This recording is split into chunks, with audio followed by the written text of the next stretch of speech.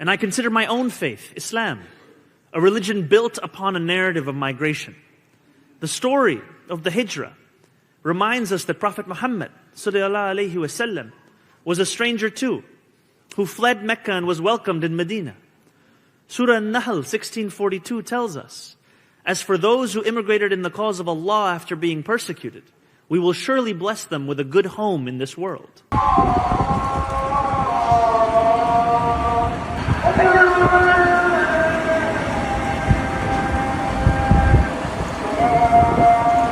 Can you imagine waking up to that every morning? And when I say morning, I'm not talking about sleeping in until 7 a.m. and being brutally awakened to the beautiful sound of music.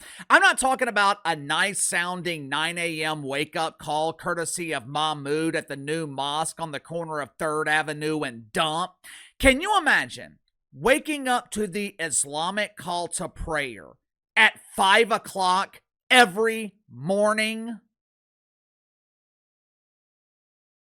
I woke up at 4 this morning to the sounds of my oldest Yorkie Chewy scratching on the bedroom door, which is rare because Chew usually likes to sleep late. But I think she was feeling a bit anxious this morning. It's almost like she knew today was the day that we were taking her up to Auburn for her cancer treatments, which, by the way, my wife says the oncologist, the doctors up at Auburn, they were almost in tears this morning when we dropped off Chew. They were amazed at how well Chew is doing. They were amazed that Chew hadn't lost an ounce of weight in the last few weeks. They could not believe she was so well taken care of. Matter of fact, they're talking about building a statue in my honor. Uncle KC, Dog Father of the Year. As annoying as it is to be woken up at 4 o'clock in the morning by your dog or maybe your young child, it's a hell of a lot better than being woken up an hour later by Mustafa singing praises to Allah.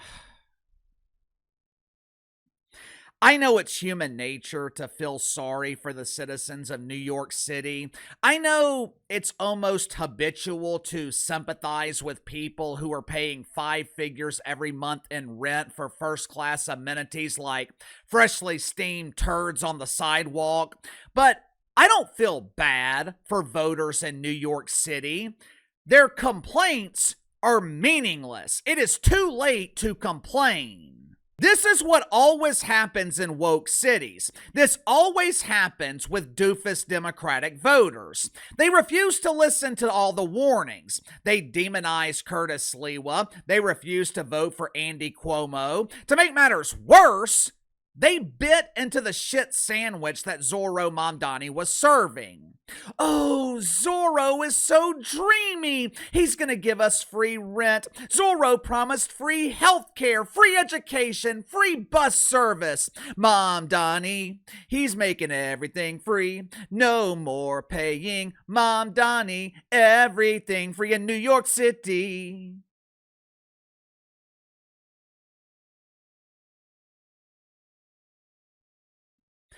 Do you guys remember in elementary school when your 5th grade teacher taught you the meaning of the acronym TANSTOFL? Clearly, they are not teaching this valuable life lesson in public schools in New York City. But for the rest of us, we learned in the 4th or 5th grade that there ain't no such thing as a free lunch or free bus, free health care, free access to your favorite creators on Lonely Mans. Nothing is free. And the people in New York, they are learning this lesson the hard way. You might eventually get free bus service, but you'll be pushing the bus because it won't have an engine. You might get cheap rent, but along with that cheap rent comes the mandatory Islamic call to prayer. And if you're a non-Muslim living in New York City, you might want to be looking for an all-expenses-paid trip to get the hell out of there. Because Uncle KC thinks this is only the beginning. It's going to get much, much worse. Make sure to like and subscribe. You can follow me on Twitter at KC_BTL84. Let's go and get to the sponsor for today's video, my good friends at Fluffer Noggin. I am not a big snacker. I don't eat a lot of junk food, but there are times during the week when I'm too busy to stop or go out and get lunch, and I need something quick and easy, but also filling enough to get me to dinner. One thing I have found that fills me up, beef jerky. Problem is, a lot of beef jerky tastes like you're biting into a flat tire. Good news is, I no longer have that problem because I started buying gourmet beef jerky from Fluffer Noggin. Now you're probably thinking, what the hell is a Fluffer Noggin? Fluffer Noggin is gourmet beef jerky that is 100% made in the USA. You don't have to worry about consuming foreign cows. All these cows are homegrown. Each recipe from Fluffer Noggin is handcrafted with the perfect amount of seasoning. First beef jerky I've ever tasted that literally melts in your mouth. Fluffer Noggin comes in a variety of flavors, ranging from mango habanero, Korean barbecue. They even have a flavoring of craft beer. Or, if you're like me, you'll just stick with the original style flavoring. So click the link in the description or the pinned comment below. Use my promo code BTL30, BTL30. Receive 30% off your first purchase with Fluffer Noggin. Right now, Zohran Mamdani is being criticized by professional complainers, or as they prefer to call themselves, radical leftists. Zorro is being criticized by these fine, upstanding citizens for refusing to show up at another protest later this month. Once again, unemployed welfare collectors. They are organizing a protest, since we don't already have enough of those. Tax the rich, tax the rich, tax the white man, tax the employed so I can stay unemployed. Just because Zohran Mamdani failed to support his people as they protest to remain heavily subsidized by the government so they don't have to go out and get a real job, that does not mean Zorro is opposed to confiscating money from rich white people so he can financially support people who aren't qualified to work the drive-thru window at 5-Star Frank's. The reason Zorro doesn't want to show up publicly, he doesn't want to piss off his boss, Kat Hochul. If you're a rich white person living in New York City, let Uncle Casey show you exactly what Zohran Mamdani thinks of you. Watch for yourself. My mother made a film called Mississippi Masala. At the time, she was looking for funding for that film, and she told the story. It was about a love story between an African-American man and an Indian-Ugandan woman. And she went up to a financier, and he said, where are the white actors in this story? And she said, don't worry, they'll be the waiters. And she taught me that if we don't tell our own stories, no one else will. I didn't know Zorro was a comedian! White people, waiters, they'll be serving us! Ah! Oh!